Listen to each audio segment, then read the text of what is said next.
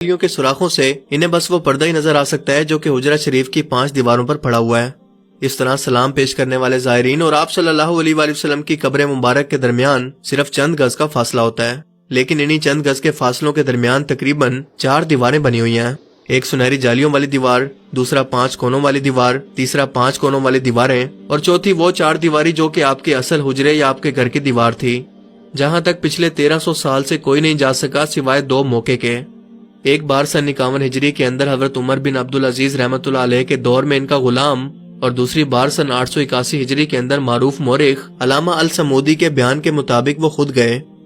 نور الدین زنگی رحمۃ اللہ علیہ کے دور میں جب کچھ یہودیوں نے سرنگ کھود کر آپ صلی اللہ علیہ وآلہ وسلم کے جسم مبارک کو چرانے کی کوشش کی تھی، تب آپ نے جو سیسا پلائی دیوار بنائی تھی وہ زمینی تھی، یعنی قبر کے نیچے تھی، نہ کہ اس کے آس پاس، تقریباً 200 فٹ نیچے۔ اور جو واقعہ میں پاؤں نظر آیا تھا وہ بھی سرنگ کے ذریعے ہی نظر آیا تھا، نہ کہ قبر مبارک کی طرف سے۔ بہرحال اس موقع پر یہ ثابت نہیں ہے کہ انہوں نے بھی قبر کی زیارت کی تھی۔ کہا جاتا ہے کہ سن 91 ہجری سے لے کر سن 881 ہجری تک تقریباً 800 صدیاں کوئی بھی شخص آپ صلی اللہ علیہ وآلہ وسلم کی قبر مبارک کو نہیں دیکھ پایا۔ اس کے بعد سن 881 ہجری میں حجرہ مبارک کی دیواروں کے بوسیدہ ہو جانے کی وجہ سے ان کی دوبارہ تعمیر کرنا پڑی۔ علامہ نور الدین ابو الحسن السمودی رحمۃ اللہ علیہ مدینہ منورہ میں موجود تھے، جنہوں نے ان دیواروں کی تعمیر نو کے کام میں خود حصہ لینے کی سعادت حاصل کی۔ وہ لکھتے ہیں کہ 14 شعبان سن 881 ہجری کو یہ 5 دیواریں مکمل طور پر گرا دی گئیں، جس کے بعد دیکھا گیا کہ اندرونی 4 دیواروں کے اندر بھی دراڑیں پڑ چکی ہیں، تو ان کو بھی گرا دیا گیا۔ وہ کہتے ہیں کہ میری آنکھوں کے سامنے اب وہ مقدس حجرہ تھا، مجھے اندر داخلے کی اجازت ملی، میں نے ایسی خوشبو محسوس کی جو کہ میں نے زندگی میں اس سے پہلے کبھی محسوس نہیں کی۔ میں نے رسول کریم صلی اللہ علیہ وآلہ وسلم اور آپ کے دونوں خلفاء کی خدمت میں ادب سے سلام پیش کیا۔ آپ کا حجرہ مبارک مربع شکل کے اندر تھا، اس کی 4 دیواریں کالے رنگ کے پتھروں سے بنی تھی، جیسے خانہ کعبہ کی دیواریں بنی ہیں۔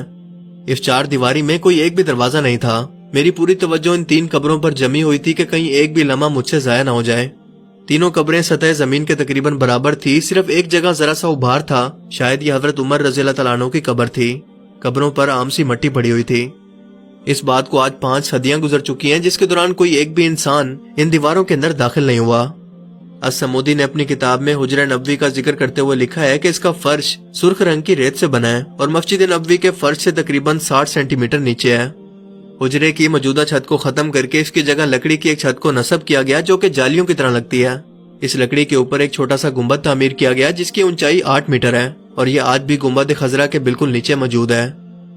علامہ السمودی کی وفات ہوئی 911 ہجری میں، اور سن 881 ہجری یا 1470 عیسوی سے لے کر اب تک تقریباً 550 سال کے عرصے میں کوئی ایک بھی انسان نبی پاک صلی اللہ علیہ وآلہ وسلم کی قبر مبارک کی زیارت نہیں کر سکا۔ اب یہ سب کچھ سن کر ایک عام مسلمان کے دماغ میں یہ سوال پیدا ہو سکتا ہے کہ ایسا بھلا کیوں ہے؟ ان سب رکاوٹوں یا دیواروں کو ہٹا کر آپ صلی اللہ علیہ وآلہ وسلم کی قبر مبارک کو ہر ایک مسلمان کی زیارت کے لیے کیوں نہیں کھول دیتے؟ تو اس کا جواب یہ ہے کہ یہ آپ صلی اللہ علیہ وآلہ وسلم کی خود کی خواہش تھی کہ آپ نے اللہ تعالیٰ سے دعا فرمائی تھی کہ اے اللہ میری قبر کو لوگوں کے لیے سجدہ گاہ مت بننے دینا۔ یہ چیز آپ نے خود اللہ تعالیٰ سے مانگی تھی جو کہ آپ کو عطا کی گئی۔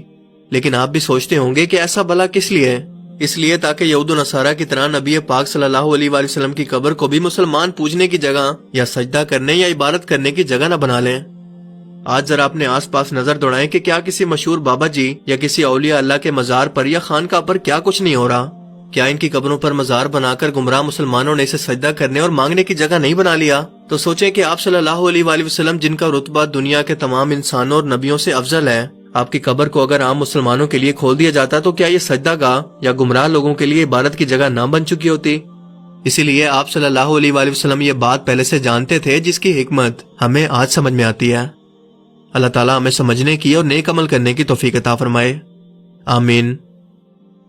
جو بے روزگار ہیں ان کو روزگار عطا فرمائیے، مولا غریب آواز، مولا غیب سے مدد فرمائیے، حضور آپ دنوں کے حال بہتر جانتے ہیں مولا۔